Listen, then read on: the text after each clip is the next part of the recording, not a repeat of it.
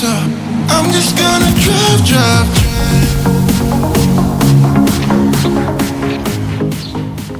Hey, Remarkable Lifers. This is Craig.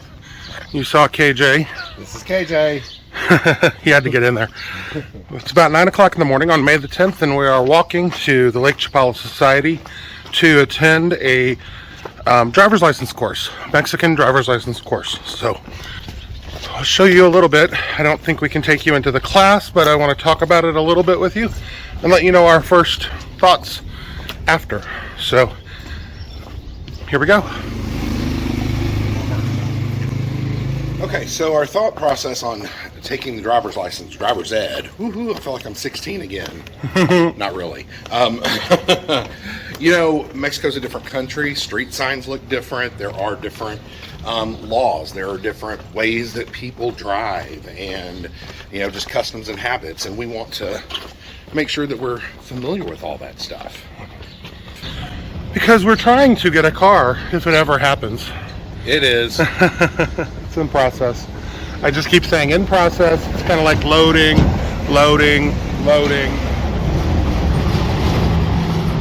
Hola, señor. Hola. So here's a little term for you.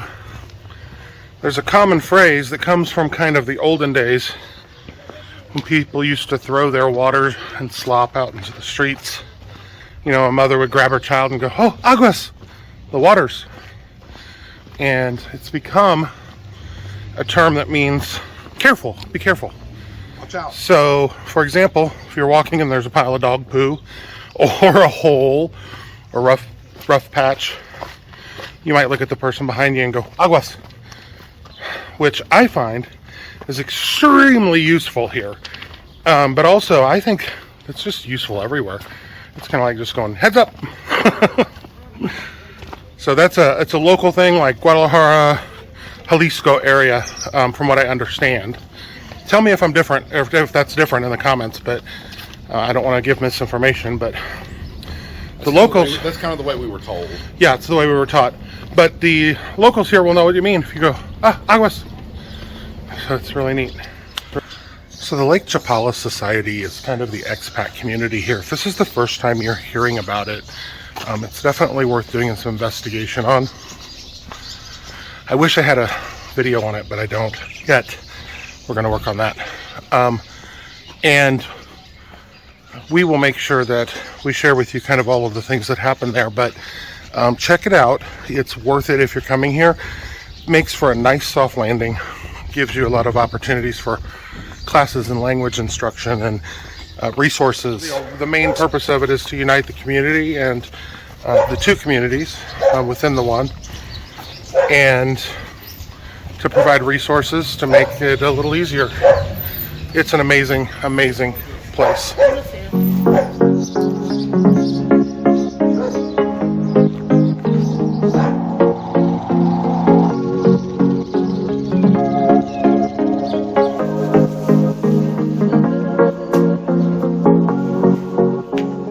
We just ran into somebody who found out we were doing the driver's kit course, and they said, "Oh, it's so easy. It's 10 questions." And they're like, "Well, I don't even know why they don't just have a fee and you get it. You don't have to do nothing else." So everyone good. Keeps saying it's easy, which means I will fail. Right, because we always like to buck the system. Overthink. Overthink. We'll let you know how it goes and our thoughts on it.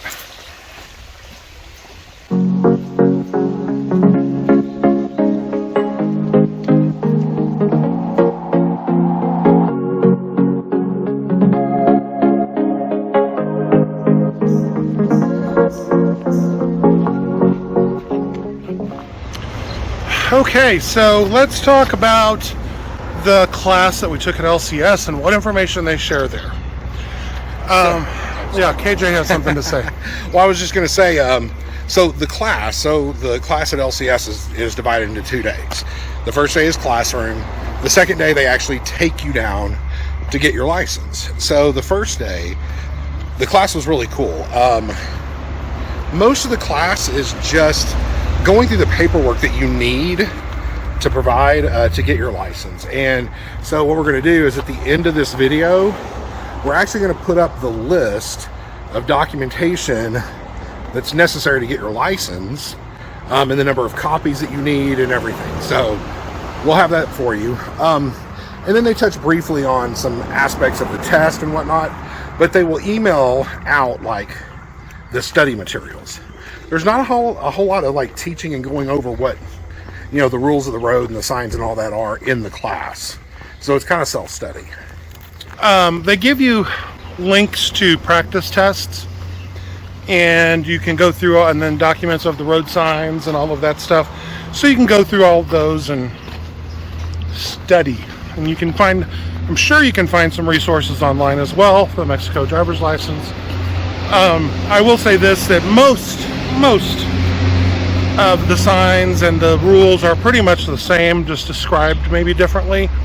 And that was one of the things that I ran into on the practice test, was the translation or the interpretation of the questions can be similar in answer, and it's almost like they're trying to trip you up, but it's just clarifying that you know what it really is. So it might say it's a pedestrian zone or it's a warning for pedestrians. Well, okay, how do I make the difference there? So, you know, those kind of little things, which makes it difficult, but it is in English, and so you can just study it, look at it closely, and understand it, and take the practice test. And you know if you got them right or wrong, and it doesn't count until you get there. So Right.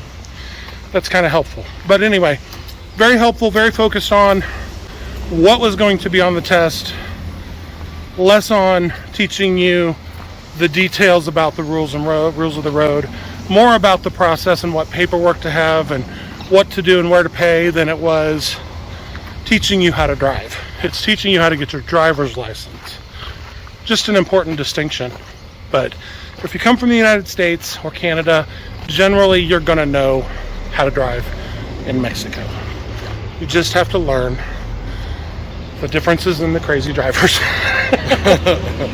It's a very real thing. So good morning, Remarkable Lifers. Today I am flying solo. I have gone to the Lake Chapala Society to get the documents needed for our driver's license appointment next week printed out and the photocopies made and everything. And then my next trip is up to the bank to pay the fee for the driver's license. You have to take a payment form up to the bank, and then you have to pay them, and then you get a receipt, and then have to have copies of that made for the package of paperwork for the driver's license. So follow along.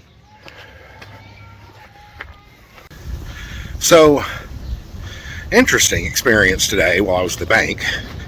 There was a gentleman there, older guy, gringo, and I sat down next to him, and he was just complaining to me about he's been there for 15 minutes, and everybody was issued a number, you know, like a ticket to, that you watch the monitor for. And he was complaining that it was just taking too long, and there were people that went ahead of him and all this stuff. And you know, I got to looking at the way the numbers appeared up on the board, and I was like, well, they all start with different letters.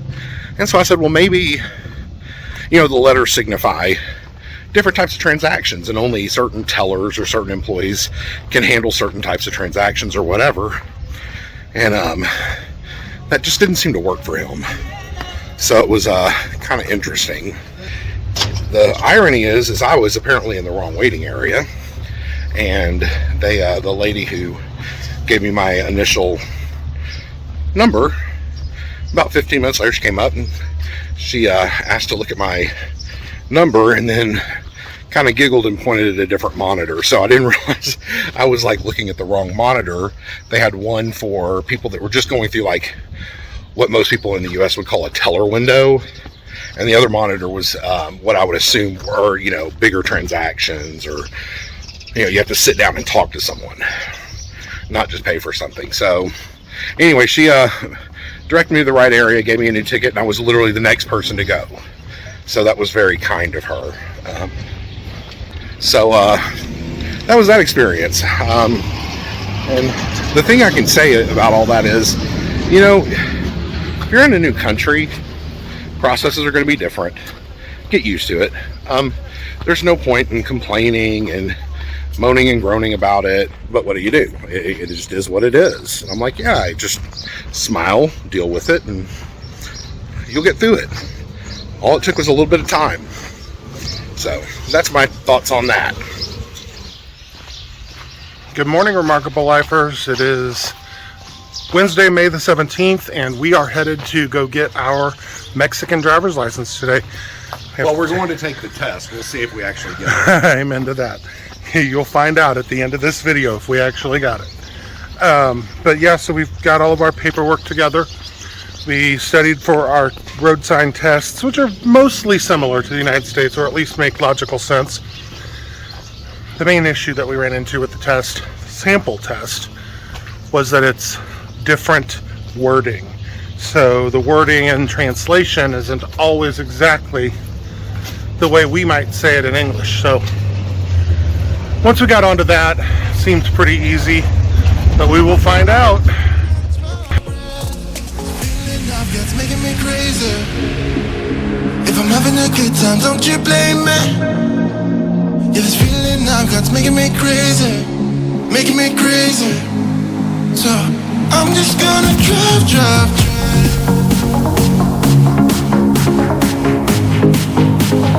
I'm just gonna drive.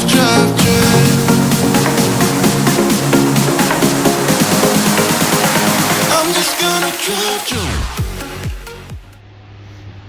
Okay, day two. Day two, you go, everybody meets like in the morning, and you travel via caravan style down to what we would refer to as the DMV. It's not the DMV here. And Or you Chapala. can just meet them there. It's fine too. I was getting there, but Okay. hold on. You're going to quickly see Craig in a moment, but hang on. So you get there, you got your bundle of paperwork already. You go see the guy sitting there in the beginning. He's going to go through everything, make sure everything is okay. He's going to send you into the office, and the lady or the person in there is going to put all the information in the computer, take your fingerprints, take your photo, and then we'll send you over to the computer terminals to take the written test. It's 10 questions. Most of it is road signs, so it's pretty simple. And then once you pass that, then you'll go outside with all your paperwork stamped and approved, and you will wait on the driving test, which is pretty much just parallel parking. But anyways, watch this next clip, and you're going to get to see a tired Craig after our exams. You're going to get to see him try to explain that. Okay, so that's over. We went to Chapala as part of the little excursion. They kind of meet you there and facilitate it. Whoever teaches the class facilitates and helps translate and those kind of things. But you're pretty much on your own. They just point.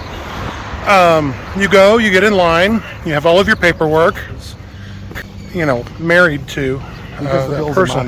Because the bill is in KJ's we had. And, well, that, and then you basically wait until they... No, you go outside. No, then they send you over and you take the test. And it makes it a, I'm sorry, it's so hot. So I'm messing this up. You are so messy. You go take the test. It's a 10-question test, multiple choice. Most of it is signs. Study your signs. Most of it is signs. There will be something random. What was your score, Craig? 7 out of 10. Okay. And so we that passes. He got 9 out of 10. I wasn't going to say that, but the point is that passes. So 7 out of 10 passes. It was mostly the translation, which is this is actually important. The wording on the practice tests that we mentioned earlier, and the actual translation of the from Spanish to English on their system is not the best. Very wonky. It's very wonky. They're not always exact. You still have to. You can still use your best judgment based on the studying that you did to choose one, but I think I messed a couple up by the time I realized it. So, but the main reason why I wanted to ask him his score was because he passed at 70%, so that's good to know. I'm okay being average. Yeah, that's perfectly good. So the next piece is parallel parking, and we're going to show you that now.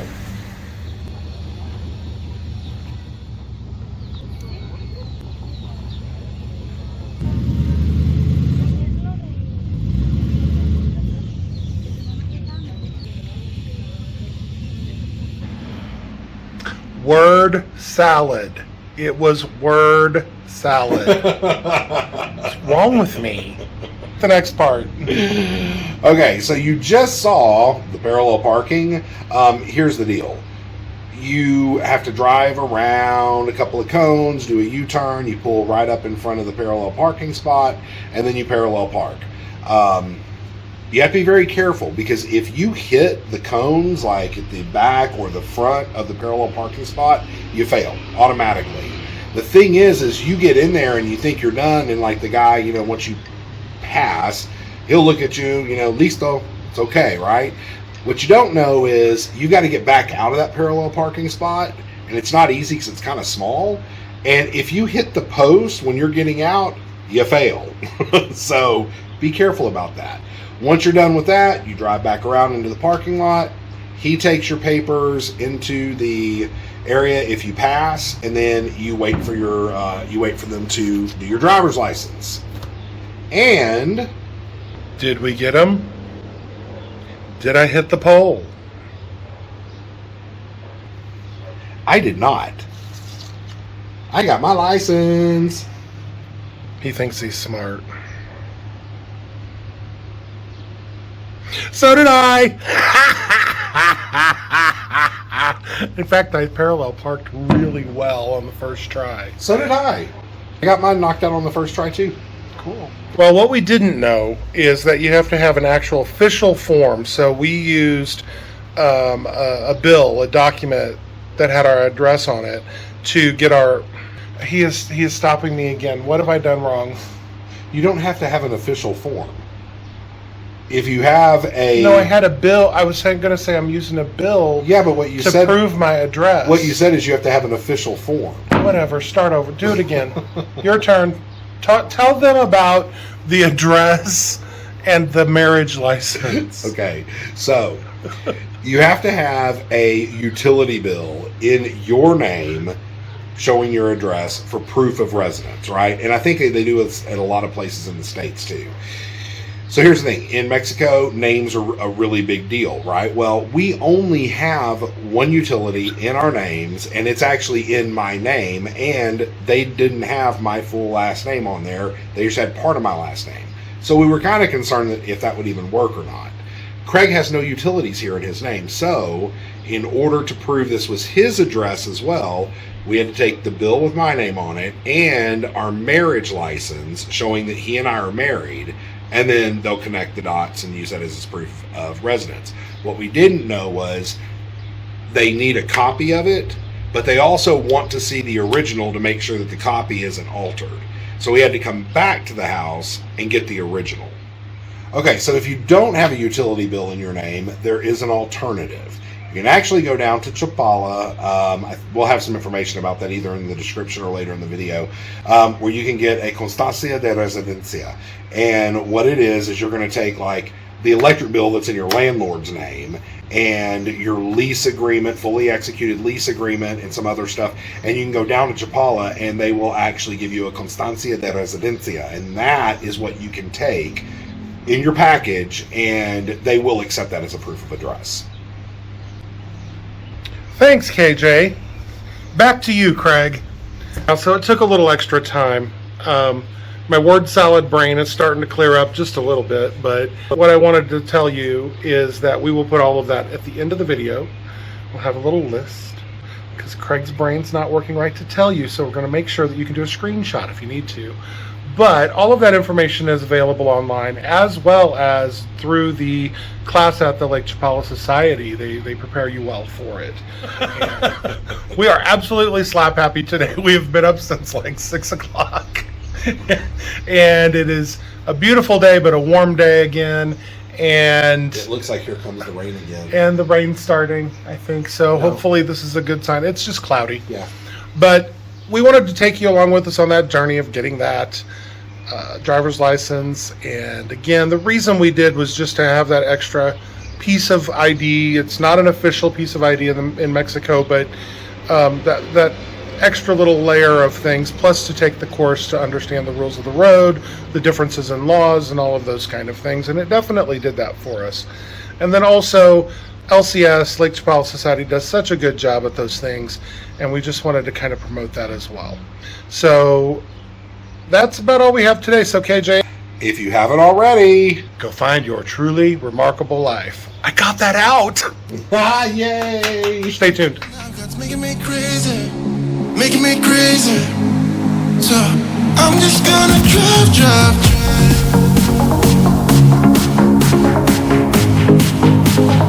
I'm just gonna drive.